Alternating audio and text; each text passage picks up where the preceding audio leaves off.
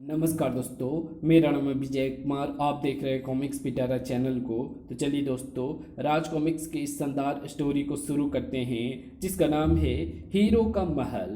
तो आप देख सकते हैं इसका कवर पृष्ठ जो कि कुछ इस तरह का है। तो चलिए इसके शानदार स्टोरी को शुरू करते हैं।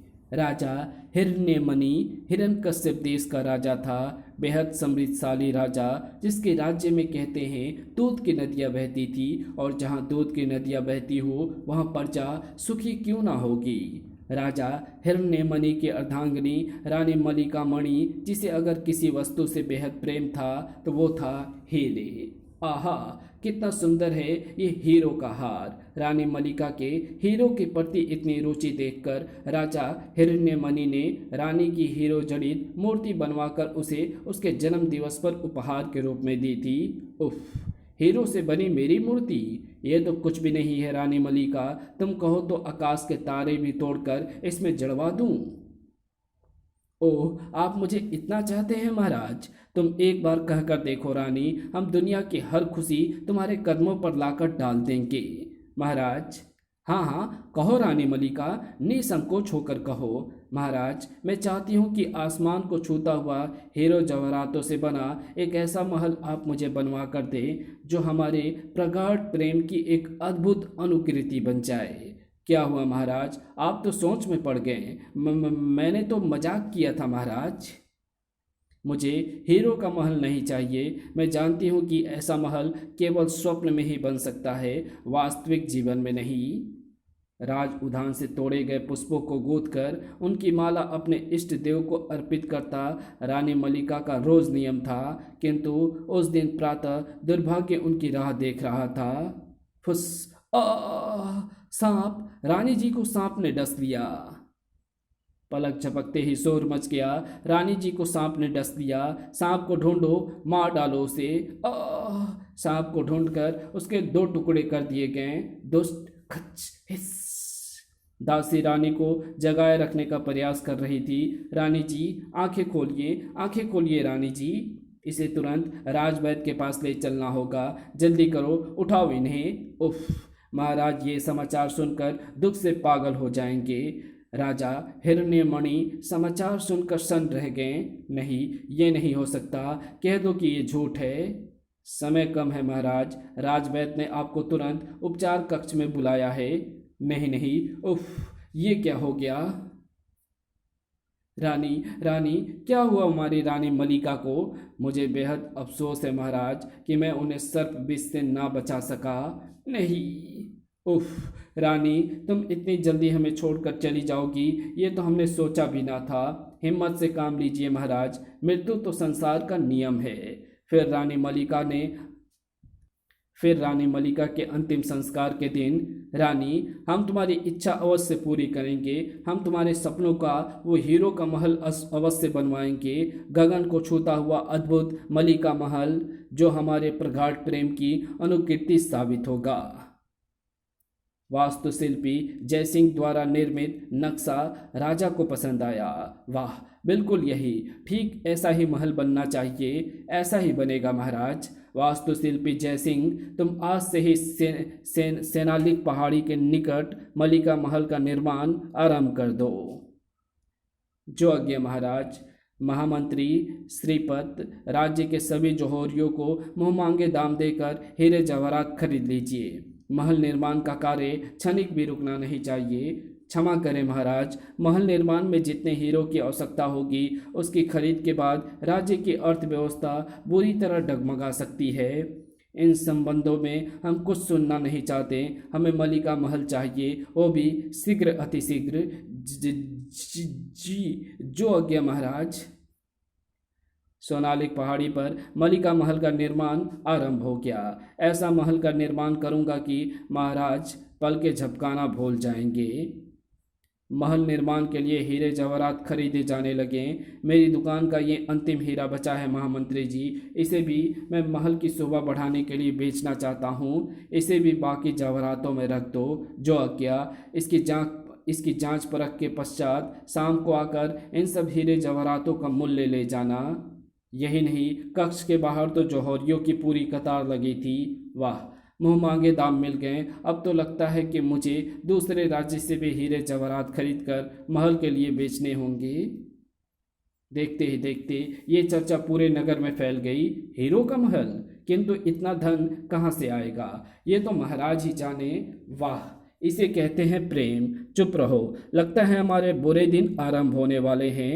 वो कैसे भला? उधर महल का निर्माण तेजी से हो रहा था। जल्दी करो, ये सारे हीरे जवाहरात ऊपर ले जाओ शीघ्र ही। महाराज की जय हो। आओ आओ जय सिंह, हम महल के पूर्ण हो जाने के समाचार का बड़ी बेसब्री के साथ इंतजार कर रहे हैं। क्षमा करें महाराज, महल के पूर्ण करने के लिए अभी और हीरे जवाहरातों की आवश्यकता है। ओह महामंत्री जी, महल के लिए हीरो की खरीद बंद क्यों कर दी गई है? व्यवस्था है महाराज, राजकोष में अब इतना धन नहीं बचा कि और खरीद की जा सके।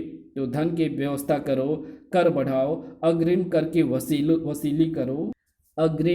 वसूली करो। किंतु महाराज, महामंत्री जी, यह हमारा अंतिम निर्णय है, इसे बदला नहीं जा सकता। अब आप जा सकते हैं। वास्तुशिल्पी जयसिंह, महल निर्माण का कार्य रुकना नहीं चाहिए। अब तुम भी जाओ, हीरे शीघ्र निर्माण स्थल पर पहुंचा दिए जाएंगे। जो आज्ञा महाराज। जनता में कर बढ़ाने का ऐलान कर दिया गया। सुनो सुनो, इस वर्ष कर दोगुना होगा, आगामी बरस का कर भी इसी बरस देना होगा। इतना सुनते ही जनता में रोष की लहर फैल गई। दुगुना कर, अग्रिम कर भी देना होगा, तब हमारे पास खाने को क्या बचेगा? मैंने कहा था ना कि हमारे बुरे दिन आरंभ होने वाले हैं। नहीं, ये अन्याय हम नहीं सहेंगे।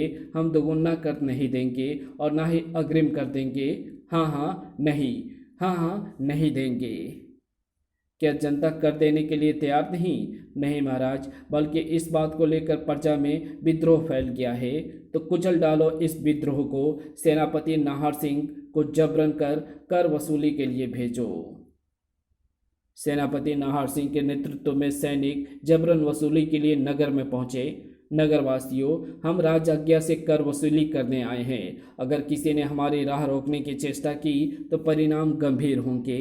सैनिकों, कर योग्य कीमती वस्तुएं जब्त कर लो। नहीं, ये धन मेरे जीवन भर की पूंजी है, इसे मत ले जाओ। राजआज्ञा का उल्लंघन करता है। धड़ाक। स्वामी, इस प्रकार नगर से जबरन वसूली कर सेनापति वापस लौट पड़ा। ये तो सरासर लूट है। राजा ही डाकू बन गया तो हमारी रक्षा कौन करेगा? हीरो के मलिका महल की चर्चा केवल हिरण्यकश्यप नगर में ही नहीं थी, बल्कि हीरो का महल, मलिका महल। क्या कह रहे हो गुप्तचर? क्या ऐसा भी हो सकता है?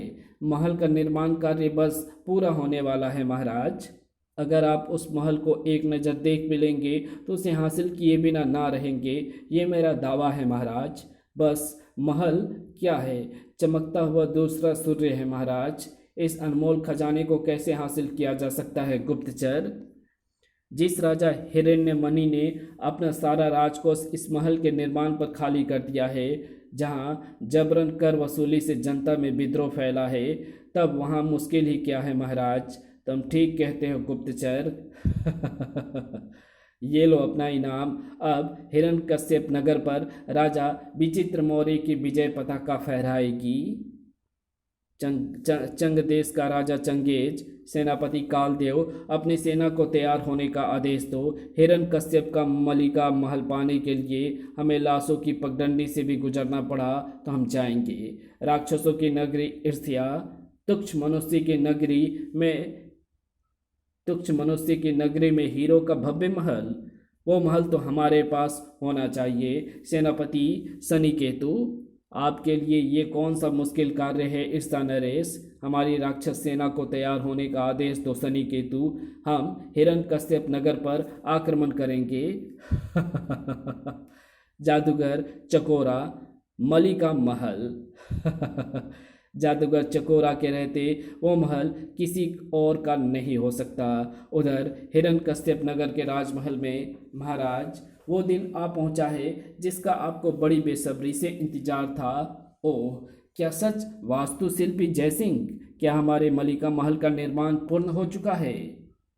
हम तुरंत महल देखने जाएंगे महामंत्री जी, रथ तैयार करवाइए। नगर की जनता में फैला रोष इस सूचना को सुनकर तीव्र हो उठा। साथियों, हमारे घरों में कई दिनों से चूल्हा नहीं जला, हमारे बच्चे भूख से बिलख रहे हैं और इसका कारण है मलिका महल। आज महाराज महल में पदार्पण आज महाराज महल में पदार्पण करने जा रहे हैं। महाराज को महल की सैकड़ों सीढ़ियों से नहीं बल्कि हम सब की छातियों से गुजर कर जाना होगा।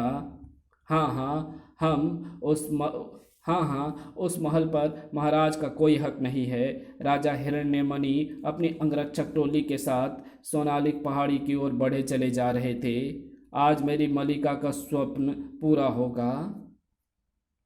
राजा विचित्र मौर्य अपनी विशाल सेना लेकर हिरण्यकश्यप नगर की ओर चल पड़ा। आगे बढ़ो मेरे जवान सिपाहियों, फतह हमारी ही होगी।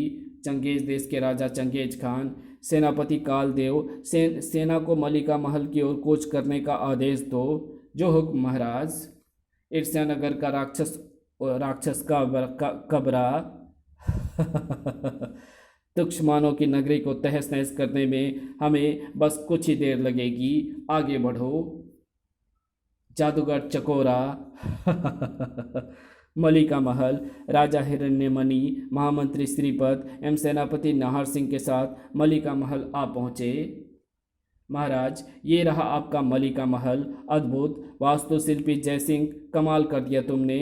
उफ, इतना भव्य! ओह, मेरी तो आंखें ही नहीं ठहर रही है इस पर, जैसे चमकता सूर्य।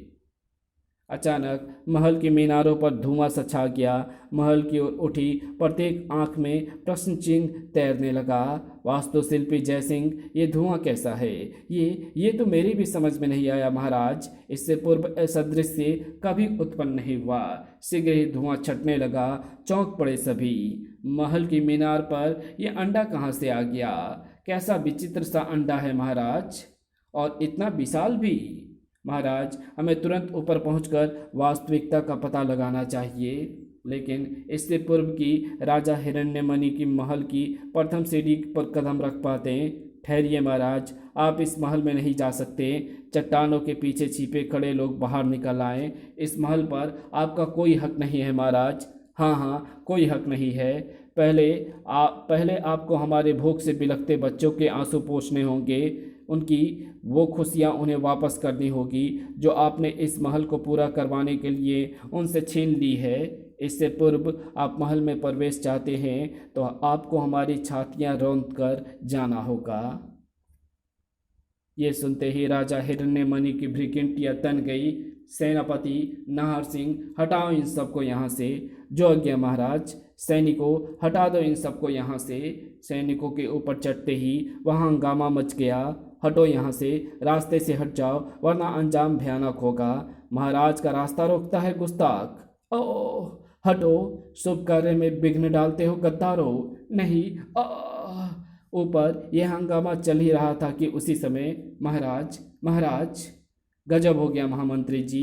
क्या हुआ सैनिक, तुम इतना घबराए हुए और बौखलाए हुए क्यों हो? महाराज, दुश्मन देश राजा विचित्र मौर्य और चंगेज देश के राजा चंगेज ने अपनी अपनी विशाल सेनाओं के साथ हिरण्यकश्यप पर चढ़ाई कर दी है। दो दिशाओं से दोनों सेनाएं हमारे सैनिकों का सुरक्षा चक्र तोड़ती हुई इसी तरफ आ रही है। नहीं। उफ, अब क्या होगा महाराज? इधर यह मुसीबत सिर उठाए खड़ी है, उधर से सेनाएं बढ़ी चली आ रही है। नहीं, मुझे छोड़ दो। महामंत्री का वाक्य पूरा भी ना हो पाया था कि महाराज, दुश्मन सेना आ पहुंची है। उफ, दुश्मन के आक्रमण की खबर सुनते ही ठहरो, रुक जाओ। इस समय देश संकट में है। दुश्मन सेना तेजी के साथ आगे बढ़ रही है। अगर हम महाराज से विवाद पर ही उलझे रहें तो दुश्मन हमारे घर में आ घुसेगा। साथियों, देश के लिए इस समय ये भूल कर कि महाराज ने हमारे साथ क्या क्या जुल्म किए हैं, हमें एक हो जाना चाहिए। बोलो हिरण्यकश्यप जिंदाबाद, जिंदाबाद। और फिर जिसे जो भी शस्त्र मिला उसे ही लेकर सेनापति नाहर सिंह के नेतृत्व में सब सामने से आते तूफान से टक्कर देने चल पड़े। मारो, दुश्मन को नेस्तनाबूद कर दो। महाराज, ये लोग इतनी विशाल सेना का मुकाबला नहीं कर सकेंगे। आप यहाँ से चले जाएं महाराज। नहीं, हम इस महल को छोड़कर कहीं नहीं जाएंगे। इसके लिए हमने अपनी सारी मान प्रतिष्ठा दांव पर लगा दी है। नहीं महामंत्री जी, नहीं। अचानक महामंत्री का हाथ तेजी के साथ ऊपर उठा और तड़ाक। क्षमा कीजिए महाराज, आपके प्राण बचाने के लिए मुझे आप पर हाथ उठाना पड़ा। वास्तुशिल्पी जयसिंह, तुमने इस महल का निर्माण किया है, इसकी सुरक्षा की जिम्मेदारी तुम पर भी आती है। मैं अपना कर्तव्य समझता हूँ महामंत्री जी। मैंने इस महल तक पहुँचने के रास्ते में अवरोध तैयार भी किए हैं, किंतु महल तक पहुँचने का रास्ता अवरोध करने के लिए मुझे महल के ऊपरी प्रथम सीढ़ी तक पहुँचना होगा। उधर राजा हिरण्यमणि की मुट्ठी भर सेना राजा विचित्र मौर्य की विशाल सेना का मुकाबला ना कर सकी। खच, हाय, मार डाला। ई खत्म कर दो सबको और महल पर कब्जा कर लो। हिरण्यकश्यप के नागरिक एवं सैनिकों के पांव उखड़ गए। भागो वरना मारे जाएंगे। खचाक। लेकिन इससे पूर्व की राजा विचित्र मौर्य की सेना महल की तरफ बढ़ पाती। आक्रमण। चंग राजा चंगेज एवं राजा विचित्र मौर्य की सेनाओं में भीषण युद्ध छिड़ गया। मार डालो। खच। मलिका महल हमारा है। सोनालिक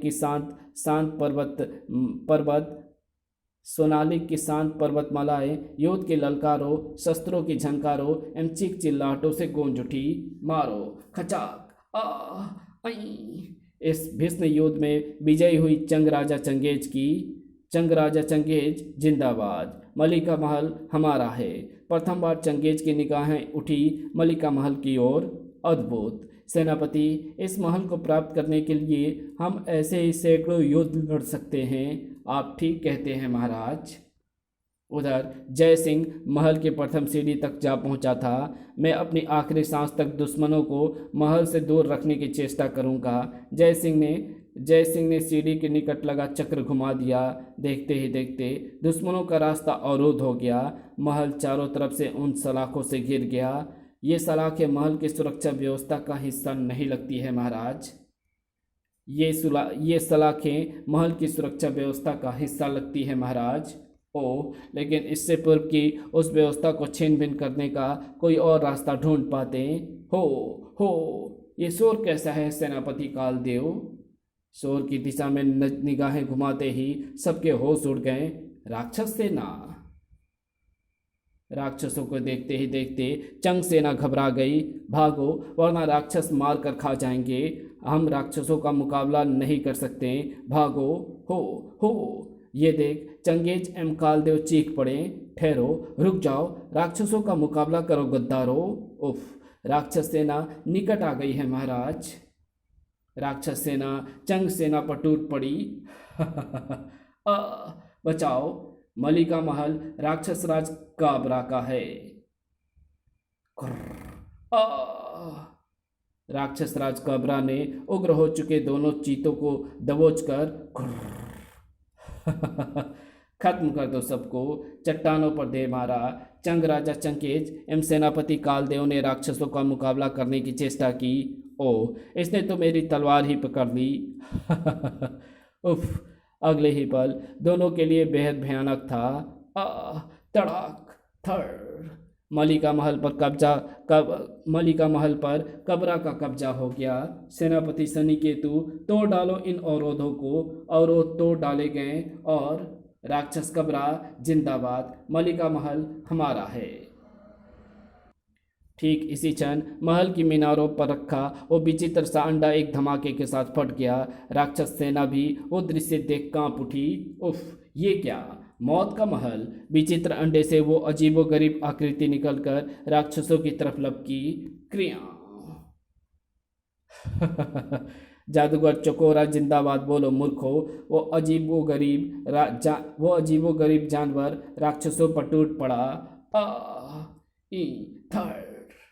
सेनापति शनिकेतु ने मुकाबला करना चाहा, किंतु खच। काबरा ने उड़कर प्रहार किया। तुम मेरे हाथों से मरेगा दुष्ट। पलक झपकते ही काबरा शिकंजों में फंस गया। खच धड़। नहीं। काबरा के प्राण निकलते ही राक्षसों में भगदड़ मच गई। राक्षस राज मारे गए। भागो, हम इससे मुकाबला नहीं कर सकते। क्रिया, भागो भागो। उधर महामंत्री चलते चलते सहसा ठिठक कर रुक गया। अरे, ये तो कोई पहुंचे हुए सन्यासी लगते हैं। ओम। महामंत्री घोड़ा लेकर अभी उनके निकट पहुंचा ही था कि ठहर जा राजा हिरण्यमणि, सैकड़ों लोगों के हत्यारे। महामुनि, मैं जानता हूं कि मलिका महल अब तेरा नहीं रहा। महामंत्री श्रीपद, अगर तुम मुझसे कोई मदद चाहते हो तो भूल जाओ, क्योंकि मलिका महल का निर्माण राजा ने न केवल निरुद्देश्य किया है, बल्कि उसके निर्माण के लिए अपनी प्रजा को भी दुख दिया है, उसे सताया। राजा हिरण्यमणि, देख उधर, पहचान उसे, पूछ उससे कि क्या वो मलिका महल के निर्माण से प्रसन्न है। रानी मलिका की आत्मा, रानी मलिका, मैंने तुम्हारा स्वप्न साकार कर दिया है। मैंने हीरो का मलिका महल तुम्हारे प्रेम की निशानी के रूप में बनवा डाला है। मलिका, मुझे आपके प्रगाढ़ प्रेम पर कोई संदेह नहीं है महाराज, किंतु ऐसे महल की तो मैंने कल्पना नहीं की थी जिसकी दीवारों से मेरी निर्दोष प्रजा का खून टपकता हो। उसे तुड़वा डालिए, उस अनमोल खजाने से प्रजा के दुख दूर करें। रानी, अगले ही पल, महामुनि, मुझे क्षमा करें मुनिवर, मुझे राह दिखाएं, मैं अपने पाप का प्रायश्चित करना चाहता हूँ। एकाएक महामुनि अंतर्धान हो गए। और मैं तुम्हें प्रायश्चित का मौका देता हूँ राजन, मेरे आसन के रूप में रखा ये शंख तेरी मदद करेगा, इसे उठा लो। देखते ही देखते शंख छोटा हो गया। अब हमें तुरंत मलिका महल वापस लौटना चाहिए महाराज।